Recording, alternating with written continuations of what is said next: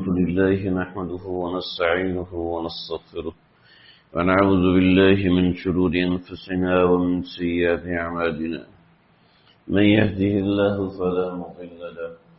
ومن يضلل فلا هادي له ونشهد أن لا إله إلا الله ونشهد أن محمدا عبده ورسوله أما بعد فأعوذ بالله من الشيطان الرجيم بسم الله الرحمن الرحيم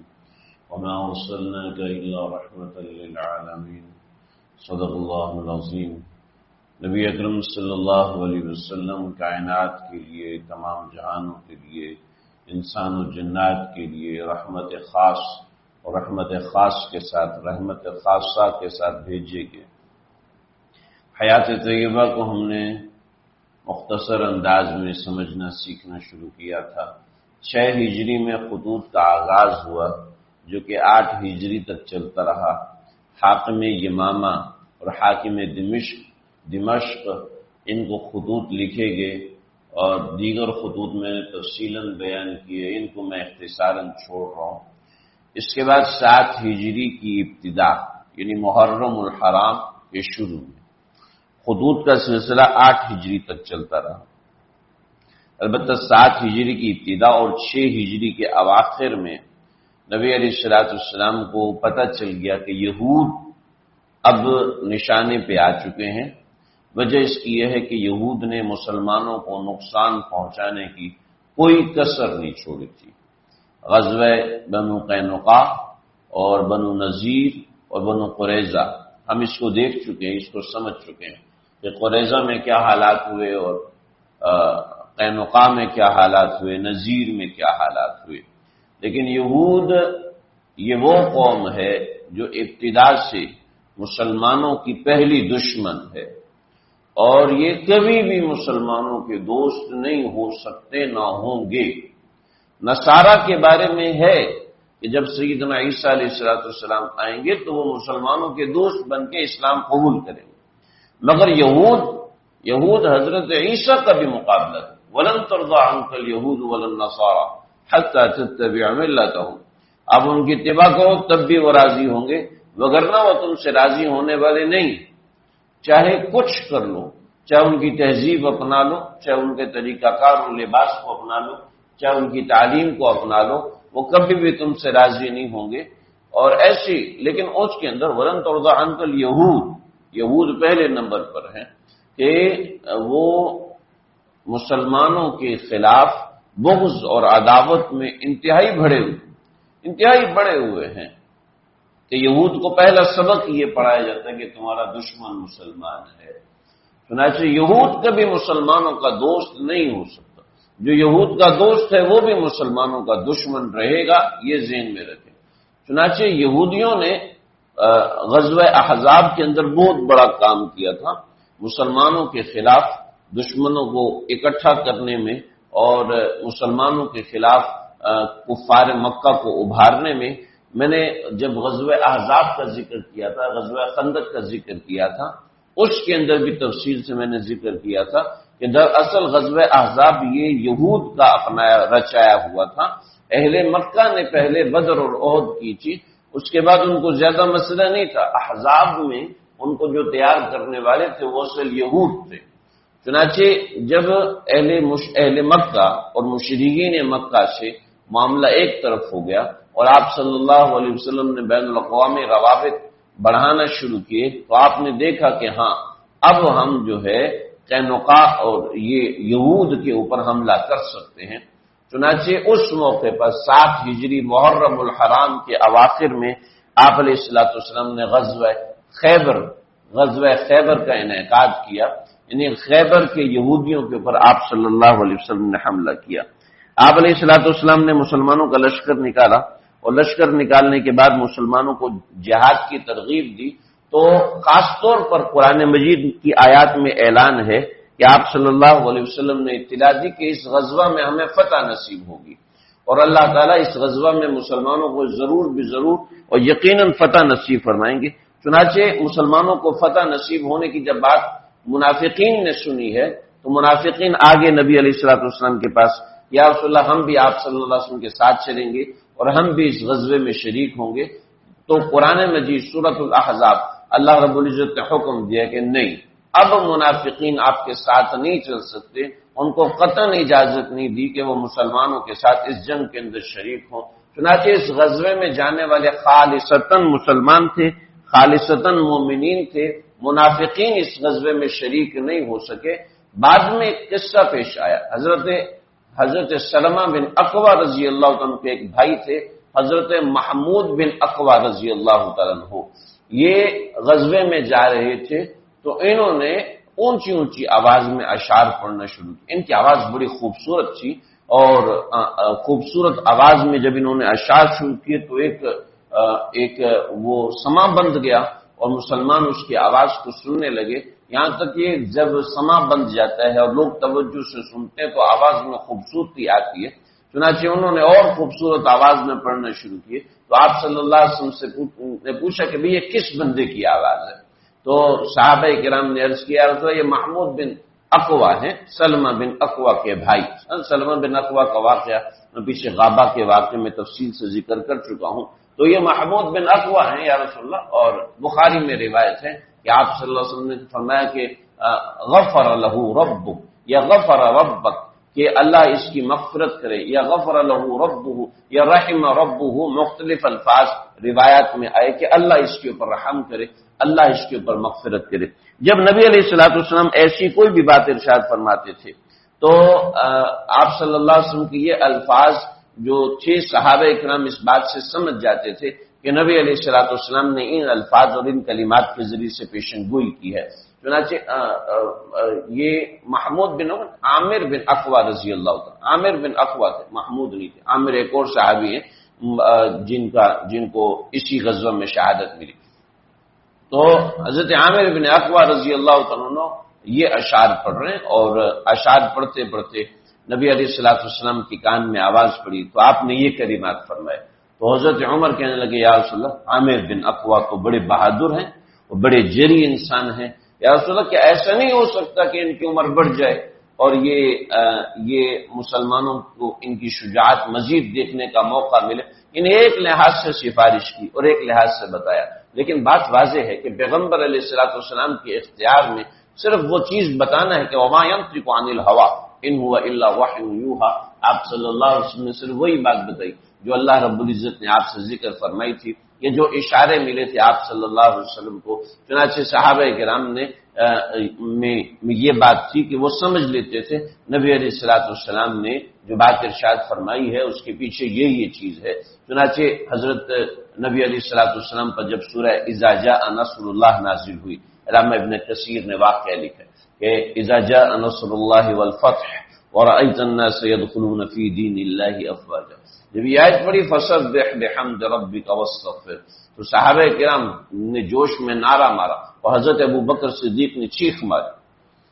بڑے حیران، یہ ابو بکر چیخ کیوں مار رہے ہیں؟ صحابہ کرام نعرہ لگا رہے ہیں، کیا نعرہ؟ اذا جاء نصر اللہ والفتح، جب اللہ کی مدد اور نصرت آ گئی۔ ورأيت الناس يدخلون في دين الله افواجا، آپ دیکھ رہے ہیں لوگ جوگ در جوگ اسلام میں داخل ہو رہے ہیں، اور لوگ مجمع در مجمع کہ یعنی پہلے تو کبھی ایک بندہ آتا تھا کئی دنوں کے اندر، اور اب ہے کہ مجمع آ رہا ہے، اسلام قبول کرو، اسلام قبول کرو، اسلام قبول کرو، مجمع پہ مجمع چلتا ہوا۔ ورأيت الناس يدخلون في دين الله افواجا فسبح بحمد ربك واستغفر، اے پیغمبر آپ تسبیح کیجئے، آپ استغفار کیجئے۔ تو صحابہ بڑی اچھی بات ہے کہ لوگ ایمان میں داخل ہوں گے اور لاکھوں کی تعداد میں ایمان میں داخل ہوں گے۔ تو حضرت ابوبکر صدیق وہاں چیخ پڑے اور رو پڑے۔ ابھی کیوں روئے؟ کہا اس کا معنی یہ ہے کہ نبی علیہ الصلوۃ والسلام کا کام مکمل ہو گیا۔ مکمل ہونے کا مطلب ہے کہ واپسی کی تیاری کیجیے۔ تو یہ آیت تو بتا رہی ہے کہ پیغمبر علیہ الصلوۃ والسلام ہم سے رخصت ہونے والے ہیں، ہمیں نعرے بازی والی کیا بات ہے؟ اس میں تو پریشانی والی بات ہے۔ چنانچہ صحابہ کرام اس چیز سے سمجھ لیا کرتے۔ حضرت عامر بن اقویٰ کا واقعہ میں آگے ذکر کروں گا آپ حضرات کے سامنے۔ پھر نبی علیہ الصلوۃ والسلام آگے بڑھے، حضرت صحابہ کرام نے اوپر چڑھتے تھے تو اللہ اکبر زور سے کہتے، جب نیچے اترتے تو سبحان اللہ بڑے زور سے کہتے کہ مسلمانوں کے لشکر کی تعداد 1400 کے قریب مسلمانوں کی تعداد تھی۔ تو تو ایک بڑا لشکر تھا، جب چلتا تھا تو ظاہری بات زمین ہلتی تھی، تو صحابہ کرام جب دیکھتے ایک دوسرے کا جوش و خروش، تو جوش و خروش کو بڑھانے کے لیے نعرہ لگاتے. تو بعض دفعہ ایسا ہوا کہ نعرے میں بہت ہی زیادہ غلو ہوا، تو آپ علیہ الصلوۃ والسلام نے ارشاد فرمایا کہ بھئی تم جس رب کو سناتے ہو، جس رب کو سنانا چاہتے ہو، وہ بہرا نہیں ہے، وہ ایسا نہیں کہ تم اونچا بولو گے تو سنے گا، وہ تمہارا اونچا بھی سنتا ہے اور آہستہ بھی سنتا ہے. تو حضرت ابو موسیٰ اشعری رضی اللہ تعالیٰ فرمانے لگے کہ میں سمجھ گیا کہ کوئی خاص کیفیت ہے. میں نبی علیہ الصلوۃ والسلام کے پاس چلا گیا تو دیکھا کہ آپ کے ہونٹ مبارک ہل رہے تھے، اور آپ چلتے چلتے سواری پہ چل رہے ہیں اور اونٹ ظاہر بات ہل رہا ہے، تو سواری پہ چل رہے ہیں تو ساتھ پڑھ لا حول ولا قوت الا باللہ، لا حول ولا قوت الا باللہ، لا حول ولا قوت الا باللہ. تو کیا ہے، نبی علیہ الصلوۃ والسلام یہ بات کر رہے ہیں تو حضرت ابو موسیٰ اشعری کو ان کا نام لے کر تنہائی میں بلایا کہ ابو موسیٰ ادھر آؤ، کیا میں تمہیں نہ بتاؤں کہ جو ایسی چیز جو کہ جنت کے خزانوں میں سے خزانہ ہے. اجل یا رسول اللہ بی و امک، میرے ماں باپ آپ پر قربان یا رسول اللہ، مجھے آپ ضرور ارشاد فرمائیے. تو آپ نے فرمایا کہ کنز من کنوز الجنہ لا حول ولا قوت الا باللہ. فتح الباری ابن حجر اسقلانی نے لکھا ہے کہ لا حول ولا قوت الا باللہ کی کثرت کرو کہ یہ کنز من کنوز الجنہ، یہ جنت کے خزانوں میں سے خزانہ ہے. لہذا ابو موسیٰ اشعری جہاں بھی جاتے تو لا حول ولا قوت الا باللہ، لا حول ولا قوت الا باللہ اس کی کثرت کیا کرتے تھے کہ لا حول ولا قوت، کوئی نیکی اور کسی نیکی کی طاقت، ولا قوت الا باللہ، یہ سب توفیق صرف اور صرف اللہ کی ہے، یعنی میرا اس میں کوئی کمال نہیں. جو نیکی جو توفیق ملتی ہے یہ اللہ کی طرف سے ملتی ہے. چنانچہ آپ صلی اللہ علیہ وسلم خیبر پہنچے تو آپ صلی اللہ علیہ وسلم نے اس خیبر پہ داخل ہوتے وقت دعا فرمائی، اور دعا فرمانے کے بعد آپ رات کے وقت جہاں بھی کہیں جاتے تو رات کے وقت وہاں پہ حملہ نہیں کرتے یا کسی شہر میں داخل نہیں ہوا کرتے تھے، یا آپ کا مذاق مبارک تھا، طریقہ کار یہی تھا. چنانچہ آپ علیہ الصلوۃ والسلام نے رات کے وقت خیبر کے باہر پڑاؤ ڈالا، اور جب صبح ہوئی فجر کی اذان کا انتظار فرمایا. فجر کی اذان نہیں ہوئی تو آپ نے نماز پڑھائی، اور نماز پڑھانے کے بعد آپ صلی اللہ علیہ وسلم خیبر والوں پہ حملہ آور ہوئے. جب خیبر والوں نے دیکھا کہ محمد و حمیش، محمد و حمیش، یہ محمد والحمیش یہ الفاظ کہتے ہوئے وہ بھاگے ہیں، اپنے کدال بیلچے انہوں نے اٹھائے ہوئے تھے، اپنے کام سے قلعے سے باہر نکلے تو دیکھا کہ آپ علیہ الصلوۃ والسلام اور آپ کے صحابہ کرام ایک لشکر جرار لے کر آئے ہیں. تو یہ لوگ قلعہ بند ہو گئے. خیبر میں یہاں پر 7 قلعے تھے. سیر نگاروں نے مختلف ترتیب لکھی ہے، بعض حضرات نے مختلف ترتیب بتائی ہے. جو میں ذکر کر رہا ہوں یہ البدایہ والنہایہ کے حوالے سے ذکر کروں، اور مولانا ادریس کاندھلوی صاحب رحمۃ اللہ علیہ انہوں نے بھی یہی ترتیب ذکر کی ہے. انشاءاللہ اس جمعے اور اگلے جمعے کو اس ترتیب کو دیکھیں گے. سب سے پہلے مسلمانوں نے قلعے کے گرد پڑاؤ ڈالا. اس قلعے کا نام تھا نعیم. یہ البدایہ والنہایہ کی ترتیب کے مطابق ہے، علامہ ابن کثیر رحمۃ اللہ علیہ نے جو لکھی. فرمایا کہ مسلمانوں نے اس کے گرد پڑاؤ ڈالا تو حضرت محمود بن سلمہ رضی اللہ عنہ ان کو کمان دی کہ تم آگے بڑھو، اور مسلمانوں کے لشکر کو لے کے پیچھے بیٹھے. اور ظاہر بات قلعہ جو ہوا کرتا تھا حصن جو قلعہ ہوتا تھا، اس قلعے کے اوپر حملہ آوری کی ترتیب جو ہوتی ہے وہ ایسے نہیں ہوتی کہ لشکر جرار اس کے اوپر حملہ کرے، بلکہ ٹولیاں بن کر قلعے کے اوپر حملہ کرتے ہیں تاکہ لوگ اس کو نقصان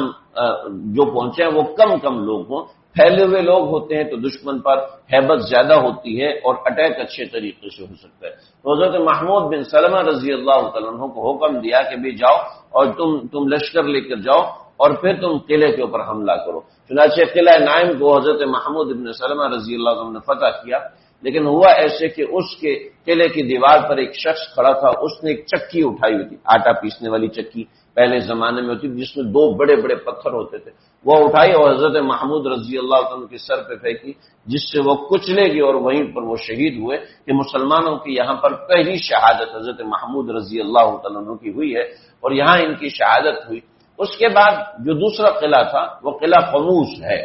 یہ قلعہ قموس نیچے ہے. آج خیبر میں اگر آپ جاتے ہیں تو خیبر میں آپ کو جو قلعہ دکھایا جاتا ہے قموس کا، دراصل وہ قموس کا قلعہ نہیں ہے. قموس کا قلعہ نیچے تھا. جو آج کل مشہور ہے سوشل میڈیا کے اوپر یا ادھر ادھر بھی، تو قموس کا جو قلعہ ہے وہ قموس کا قلعہ وہ زمین پر تھا، بقیہ آخری جو 2 قلعے تھے وہ پہاڑ کے اوپر موجود ہیں، اس کا ذکر ہم انشاءاللہ آگے پڑھیں گے۔ تو قلعہ قموس پہ آپ صلی اللہ علیہ وسلم نے، چونکہ آپ کو درد شقیقہ تھا، درد شقیقہ کہتے ہیں مائگرین کو، آپ صلی اللہ علیہ وسلم کو اس وقت مائگرین میں خاص قسم کی چیزیں ہوتی ہیں، بعض دفعہ ایسا ہوتا ہے کہ اس کے اندر آپ روشنی کو فیس نہیں کر سکتے، چنانچہ نبی علیہ الصلوۃ والسلام کو یہ درد تھا، اس وجہ سے آپ اپنے خیمے سے باہر نہیں نکل پائے، چنانچہ آپ نے سیدنا ابوبکر صدیق رضی اللہ عنہ کو بھیجا، پورا دن محاصرہ کیا لیکن شام تک فتح نہ ہو سکی، اس لیے کہ مسلمانوں کو قلعوں کے مقابلہ کرنے کا طریقہ کار نہیں آتا تھا، اور مسلمان ایک عام میدان میں جنگ کرنا تو جانتے تھے، لیکن قلعہ بند دشمن کے ساتھ مقابلہ کرنا، یہ اس کا تجربہ مسلمانوں کو چند قریظہ بنو نذیر کے موقع پر تھوڑا بہت ہوا، لیکن باقاعدہ مسلمان اس کے لیے تیار نہیں تھے، یا پھر یہودیوں کے یہ قلعے آج بھی اپنی 1400 سال گزرنے کے بعد آج اپنی مثال آپ ہیں، ظاہری بات ہے اس وقت کیسے ہوں گے۔ چنانچہ یہودیوں نے قلعہ بند تو دوسرا دن بھی ایسا گزرا، تو تیسرے دن آپ علیہ الصلوۃ والسلام نے فرمایا کہ آج میں ایسے شخص کو بھیجوں گا کہ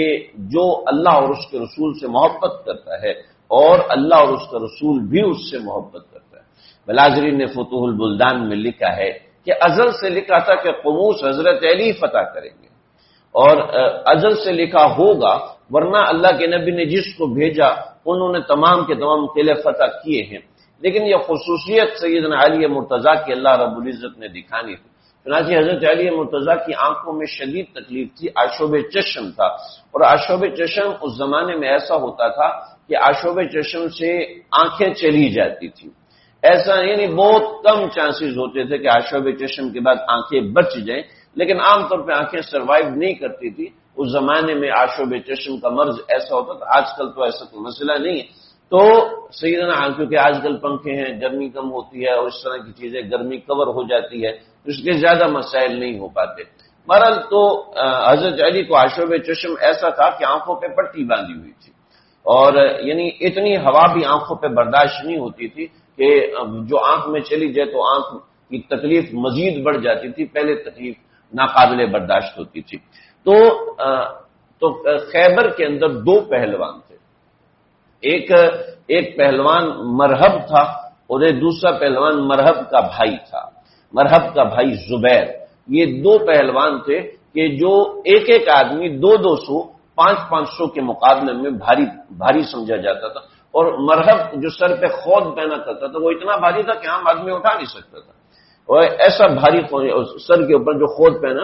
سر کے اوپر جو جنگ والی ٹوپی ہیلمٹ پہنتا تھا ویسا بھاری ہوا کرتا تھا۔ تو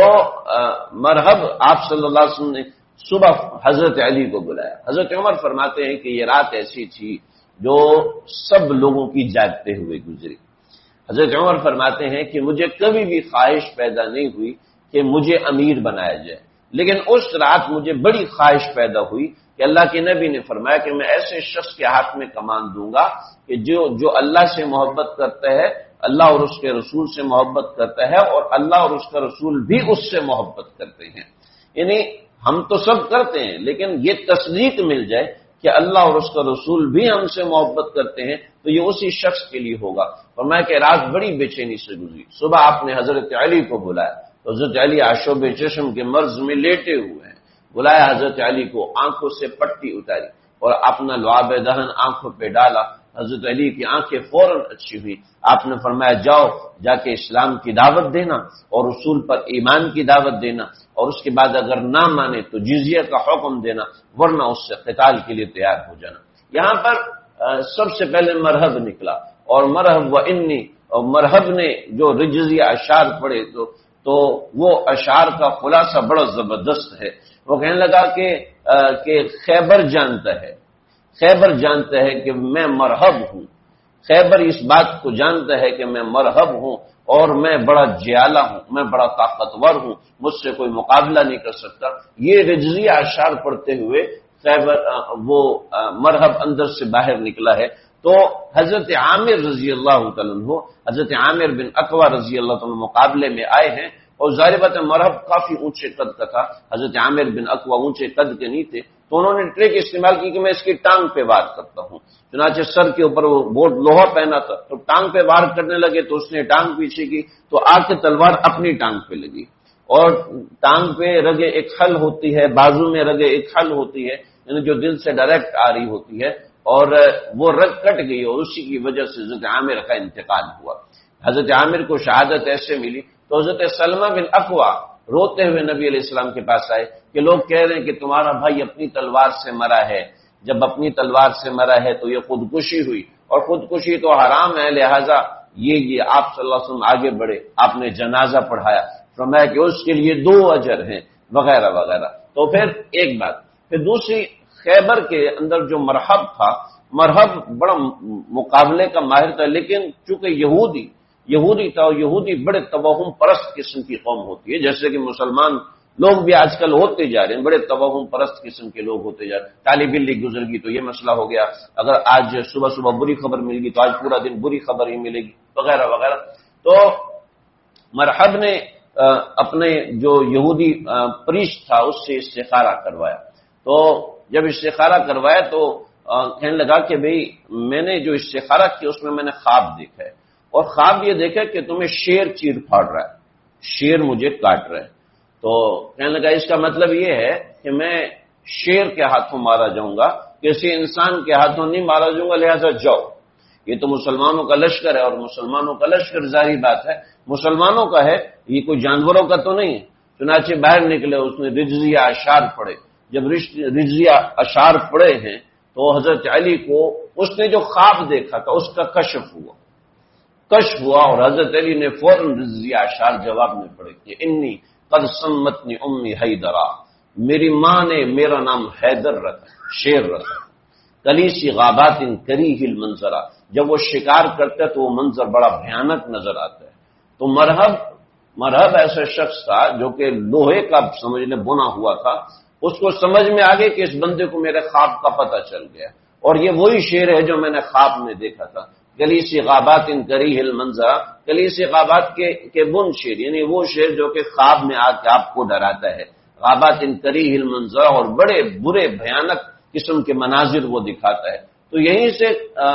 سمجھ لو مرحب کی ہوا نکل گئی، ایسے پریشان ہوا، حضرت علی نے اس کو ایمان کی دعوت دی مگر وہ نہ مانا، اور پھر حضرت علی نے اس کو تلوار ماری جس سے اس کے سر کے 2 ٹکڑے ہوئے۔ اس کے بعد بھی مسلمانوں نے